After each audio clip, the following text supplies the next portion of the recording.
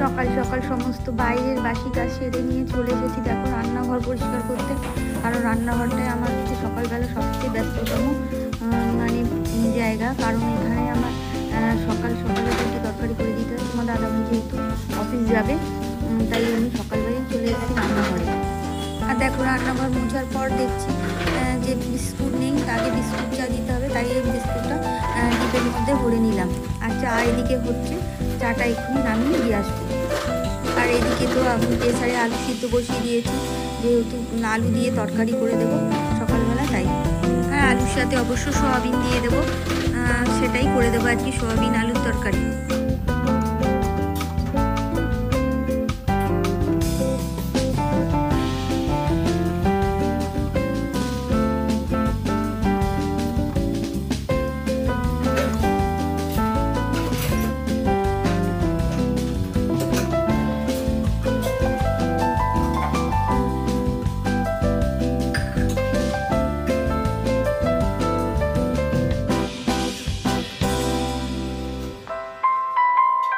আর সকালবেলা দেখো বেশ তাড়াহুড়ো করেই কাজগুলো করতে হয়।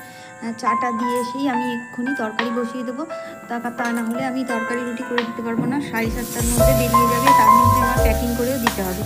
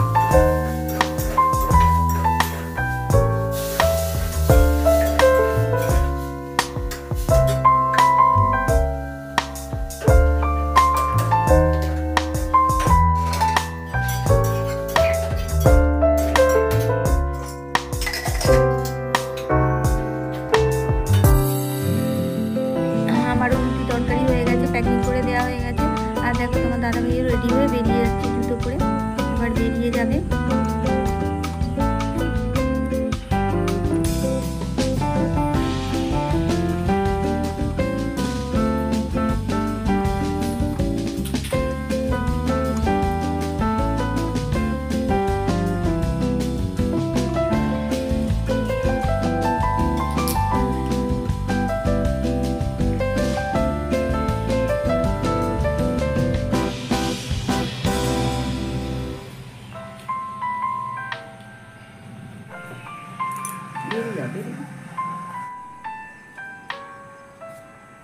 গুড মর্নিং এভরিওয়ান, কেমন আছো তোমরা? নিশ্চয়ই ভালো আছো, আর আমরা মোটামুটি আছি।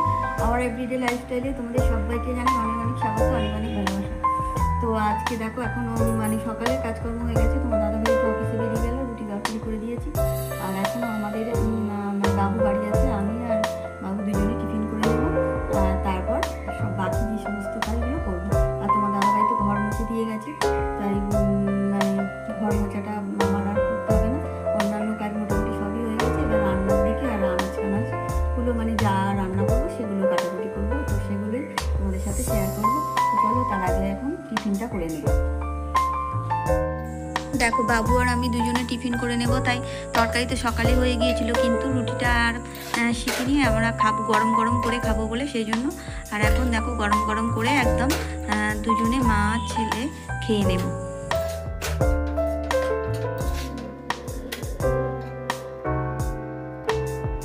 খাওয়ার পর দেখো এই টেবিলগুলো আমি মুছে নিতে এলাম। নিচটা তো মুছে দিয়েছে তোমার দাদাভাই, মানে ঘর দালানগুলো। আর যেহেতু বাবু ঘুমাচ্ছিল তাই বাবুর ঘরটা বাকি ছিল। আর এখন আমি দেখো সমস্ত কিছু এইগুলো মোছামুছি করে নিয়ে আর বাবুর ঘরটাও একেবারে মুছে দেবো।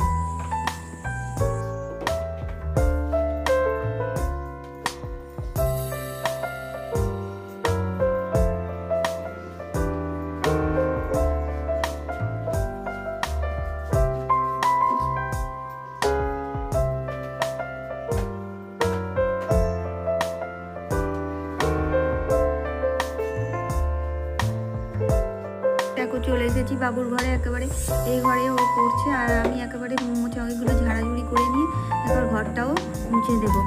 এই ঘরটা বাকি ছিল।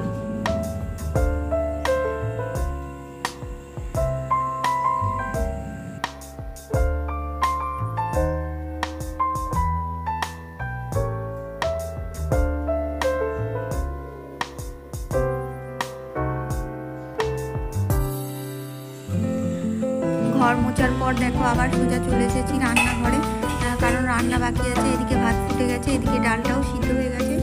ডালটা আমি এবার গরম জল দিয়ে রেডি করে নেব ফুটিয়ে।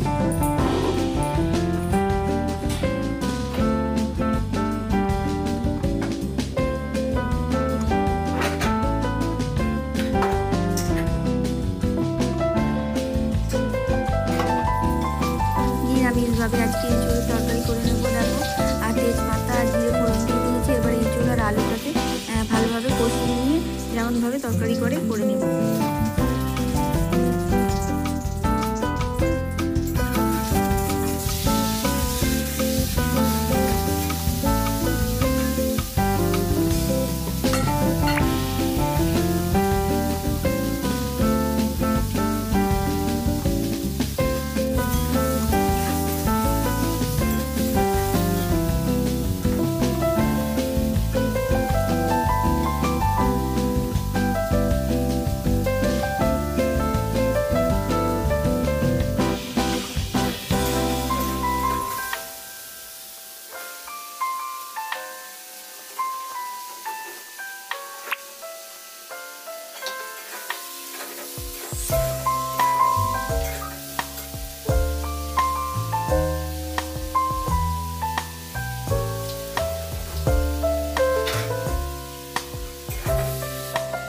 আর এখানে দেখো বাঁধাকপি ছিল, একটু সিদ্ধ করে নিয়েছি ফ্রিজের মধ্যে। আর এখানে এঁচোড় আর আলু দিয়ে একটু পকোড়া বানিয়ে নেবো দুরকম। কারণ জানোই তো নিরামিষ দিনে ভীষণ ঝগমারি হয়, কি রান্না হলে বেশ ভালো হয়। তবে তাই জন্য আর কি এইভাবে পকোড়া বানিয়ে নিলে আর ডাল আলু সিদ্ধ তো আছেই, তাহলে আর আমাদের কোনো সমস্যা হয় না। তা না হলে নিরামিষ দিনে খাওয়ার জন্য বড্ডই সমস্যা হয়। তাই এইভাবে আমি পকোড়া করে নেবো। আর পকোড়াটা রেডি করে রাখছি। আর গরম গরম ভাজবো খাওয়ার আগে। বাবুকে তারপর ভেজে দেবো প্রথমে, কারণ ওকে আগে ভাত দেবো। আর তারপর তোমার দাদাভাই আসলে আমাদেরটা করে নেবো। আর তাই জন্য দেখো এর মধ্যে সমস্ত হলুদ, জিরে, মরিচ, লঙ্কা গুঁড়ো আর একটু গরম মশলা গুঁড়ো সব দিয়ে দিয়েছি।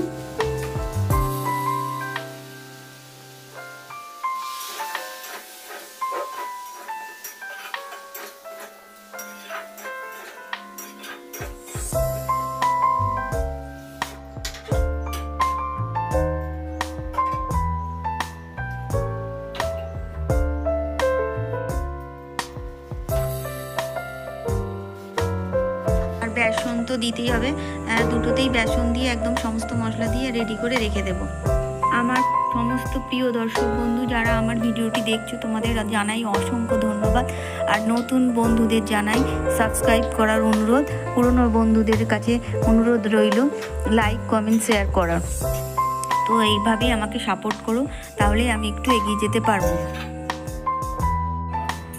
দেখো মোটামুটি রান্না তো শেষ হয়ে গেছে, এখন 12:30 বাজে। আর পকোড়াগুলো হচ্ছে সেই খাবার আগে ভেজে নেবো, কারণ হচ্ছে এখন ভাজলে এখন নরম হয়ে যাবে।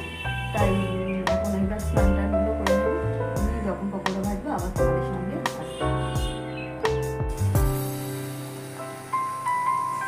দেখো। বাবুর জন্য পকোড়া ভেজে নিলাম আর ওকে ভাত দিয়ে দেবো। আর আজকে মেনুতে আছে ভাত, এঁচোড়ের তরকারি, ডাল, পকোড়া আর আলু সিদ্ধ। আমার প্রিয় দর্শক বন্ধুদের কাছে আজ আমি বিদায় নেব। আর কালকে আবার একটা নতুন ভিডিও নিয়ে তোমাদের কাছে চলে আসব।